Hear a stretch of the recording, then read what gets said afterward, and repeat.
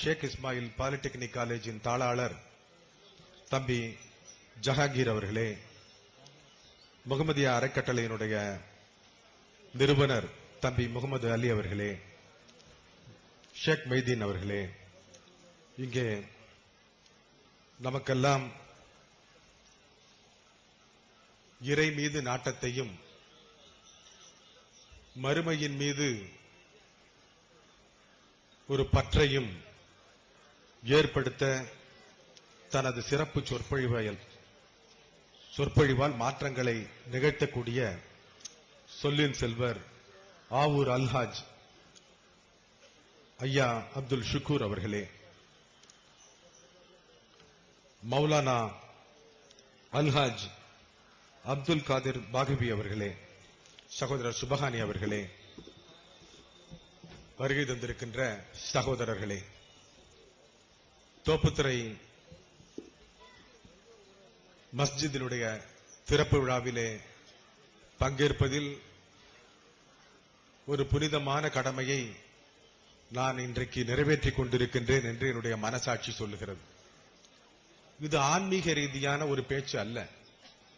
இது சரித்திரபூர்வமான ஆதாரங்களோடு இந்த மண்ணை நான் மிதிக்கின்ற பொழுது இவ்வளவு சரித்திரம் பொதிந்த ஒரு மண்ணை நான் மிதிக்கின்றேன். இங்குதான் இந்த நாட்டினுடைய விடுதலைக்கு வித்திடப்பட்டிருக்கிறது. முகலாய பேரரசர்கள் வீழ்ந்த பின்பு உள்ளே நுழைந்த வெள்ளையர்களை விரட்டி அடிக்க இறுதி முகலாய மன்னரால் கூட முடியவில்லை. இறுதி முகலாய பேரரசர் 300 ஆண்டு காலம் இந்தியாவை ஆண்ட முகலாய வம்சத்தின் இறுதி பேரரசன் ஆங்கிலேயர்களால் சிறைப்பிடிக்கப்பட்டு பர்மாவிலே தனிமை சிறையிலே அடைக்கப்பட்டார். பர்மாவிலேயே மியான்மரிலேயே அவர் உயிர் நீத்தார். இறுதியாக கூட தான் ஆண்ட மண்ணை, தன் மூதாதையர்கள் ஆண்ட மண்ணை, பேரரசன் அக்பரும் பாபரெல்லாம் ஆண்ட மண்ணை அவர் கண்ணால் கூட அந்த வெள்ளையர்கள் பார்க்க விடவில்லை. முன்னாள் குடியரசுத் தலைவர் மேதகு டாக்டர் அப்துல் கலாம் அவர்கள் பர்மா சென்ற பொழுது 5 ஆண்டுகளுக்கு முன்னால் இறுதி முகலாய பேரரசன் சிறைப்பிடித்து அடைக்கப்பட்டு அவர் உயிர் நீத்த அந்த நினைவு சின்னத்திற்கு சென்று இந்திய மக்களின் சார்பாக அஞ்சலி செலுத்தி விட்டு வந்தார். ஆக அந்த முகலாய பேரரசால் சாதிக்க முடியாததை வேதாரண்ய மண், தோப்புத்துறை மண், இந்த பள்ளிவாசல் அமைந்திருக்கின்ற இந்த மண், இந்த பள்ளிவாசல், இந்த மஸ்ஜித் சாதித்தது என்றால் அதுதான் சரித்திரம். 1930ஆம் ஆண்டு மாண்புமிகு அமைச்சர் அவர்களுக்கு சொல்லிக் கொள்வேன், இது வெறும் பள்ளிவாசல் மட்டுமல்ல, இது ஒரு சுதந்திர போர் நடந்த ஒரு புண்ணிய மண் மட்டுமல்ல, இந்த பள்ளிவாசல் ஒரு பாசறை. 1930ஆம் ஆண்டு வேதாரண்யத்திலே நடந்த உப்பு சத்தியாகிரகத்தில் வெள்ளையர்களை எதிர்த்து மதுரையில் இருந்து வந்த இஸ்மாயில் சாஹிப் என்பவர் தலைவர், அவர் பின்னால் வந்த தொண்டர் படை இந்த பள்ளிவாசலில் தான் 1930 ஏப்ரல் மாதம் தங்கியதாக வரலாறு கூறுகிறது. டெல்லியிலே இருக்கின்ற நேரு மியூசியத்தில் இருந்து நான் பெற்று வைத்திருக்கின்ற அந்த வரலாற்று குறிப்பு, தோப்புத்துறை பள்ளிவாசலில் தான் இந்த தொண்டர்கள் தங்கினார்கள். இஸ்மாயில் சாஹிப் தான் தலைமை தாங்கினார். தோப்புத்துறை மக்கள் இந்த பள்ளிவாசலுக்குள்ளே உணவு தந்து அவர்களை எல்லாம் சுதந்திர போர் வீரர்களை உற்சாகப்படுத்தினார்கள் என்று வரலாறு சொல்லுகிறது.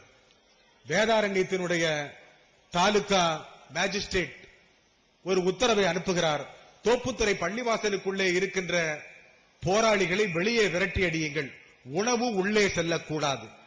அன்றைக்கு தம்பி ஜஃபருல்லா கான் அவர்கள் இருக்கின்ற பொறுப்பிலே இருந்த ஜமாத்தார்கள் திரும்ப சொல்லி அனுப்புகிறார்கள், பள்ளிவாசலுக்குள் இருக்கின்றவர்களை நாங்கள் வெளியே துரத்தி அடிக்க முடியாது, எங்களுக்கு அது அந்த வேலை கிடையாது, செய்ய முடியாது என்று பதில் சொல்லி அனுப்புகிறார்கள்.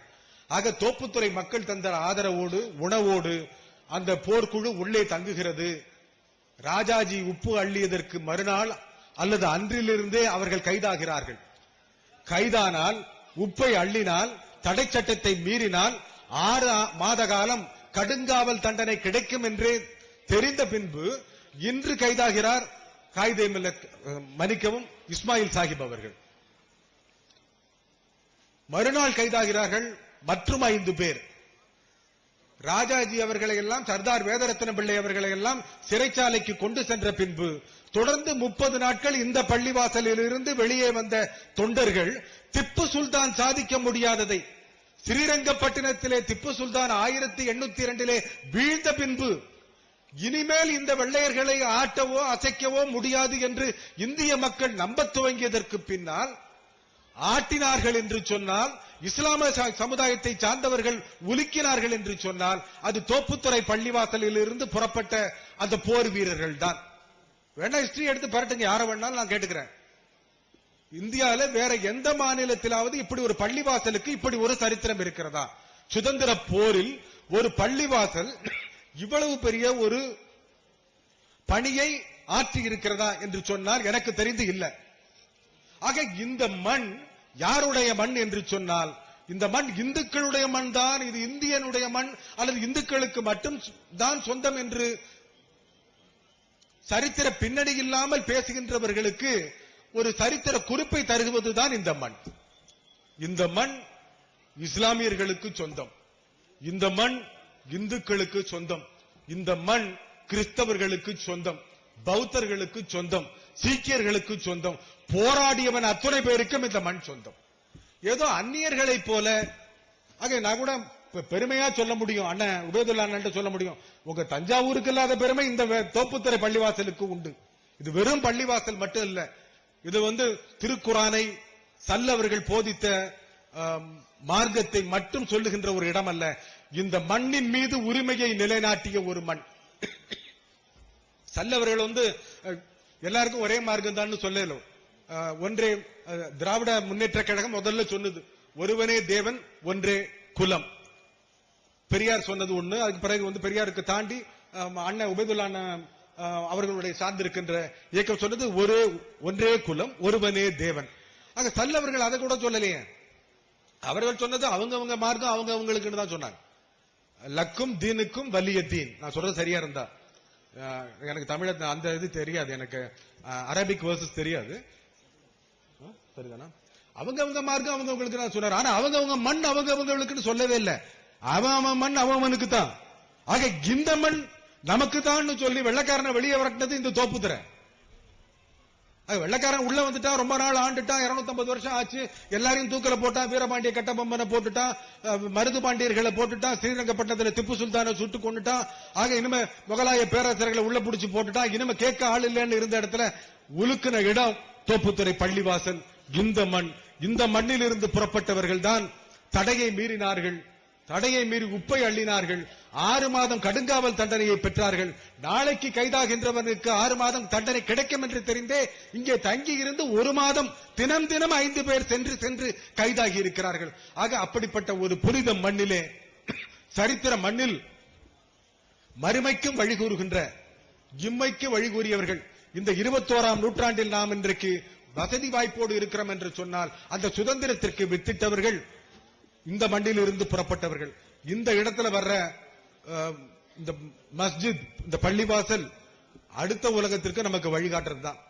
ஆக இந்த இறை பயம், இறை நாட்டம் இவற்றை மையமாக கொண்டு இந்த மஸ்ஜித் இன்றைக்கு திறந்து வைக்கப்படுகிறது.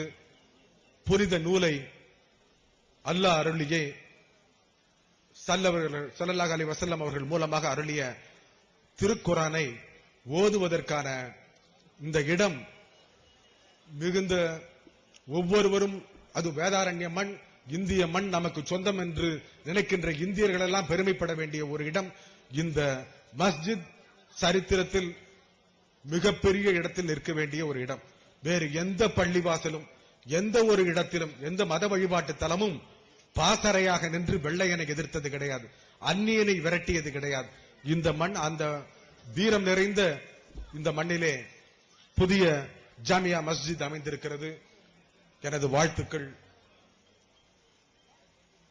தொடர்ந்து நம்முடைய வேதாரண்ய மண் கலங்கரை விளக்கமாக மற்றவர்களுக்கும் திகழ வேண்டும். அனைவரும்